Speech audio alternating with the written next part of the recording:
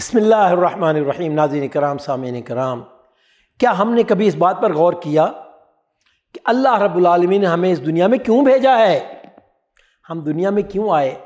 ہماری ذمہ داری کیا ہے؟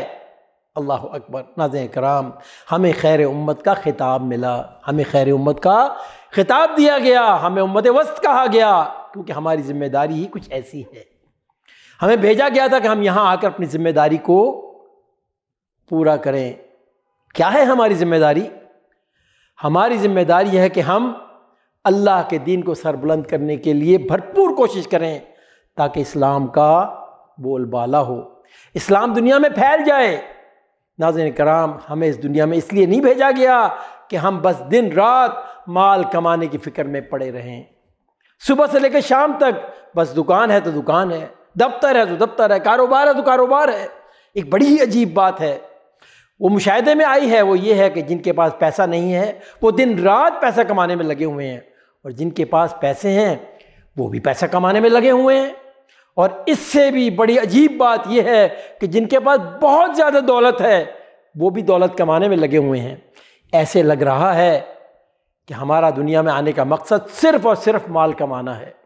جن کے پاس پیسہ نہیں ہے وہ مال کما رہے ہیں، کس لیے؟ اپنی ضروریات پوری کرنے کے لیے۔ اسی طرح جس کے پاس پیسے ہیں وہ بھی پیسہ کما رہا ہے، کس لیے؟ تاکہ اپنی خواہش نفس کو پورا کر سکے، اور یہ ضرورت سے آگے کا درجہ ہے۔ اور اسی طرح جن لوگوں کے پاس بہت زیادہ دولت ہے وہ بھی دولت کما رہے ہیں، کس لیے؟ تاکہ لوگوں سے آگے نکل جائیں۔ اس پر قرآن نے کیا خوب تبصرہ کیا ہے، فرمایا الہاکم التکاثر حتی زرتم المقابر۔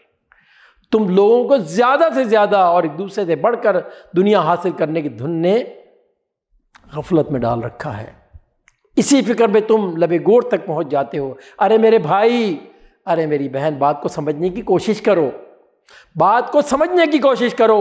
کتاب و سنت میں ایک ہی بات کی طرف بار بار ہماری توجہ مبذول کرائی گئی ہے کہ یہ دنیا دھوکے کا گھر ہے، کہ دنیا دھوکے کا گھر ہے، یہ دنیا فانی ہے، یہ دنیا ختم ہو جانے والی ہے، یہ زندگی انتہائی مختصر ہے۔ کاش یہ بات ہماری سمجھ میں آ جائے۔ اللہ کے نبی نے ارشاد فرمایا کہ عقل مند وہ ہے، فرمایا عقل مند وہ ہے جو موت کو ہمیشہ یاد رکھے، اور صرف یاد نہ رکھے بلکہ فرمایا اس کی تیاری میں بھی مشغول رہے۔ ناظرین کرام، موت کی تیاری کیا ہے؟ اللہ اور اس کے رسول صلی اللہ علیہ وسلم کے حکموں پر چلنا اور دوسروں کو بھی اس پر چلانے کی کوشش اور جد و جہد کرنا، یہ ہے موت کی تیاری۔ اللہ کی بارگاہ میں دعا ہے کہ اللہ تعالیٰ عمل کی توفیق عطا فرمائے، آمین یا رب العالمین۔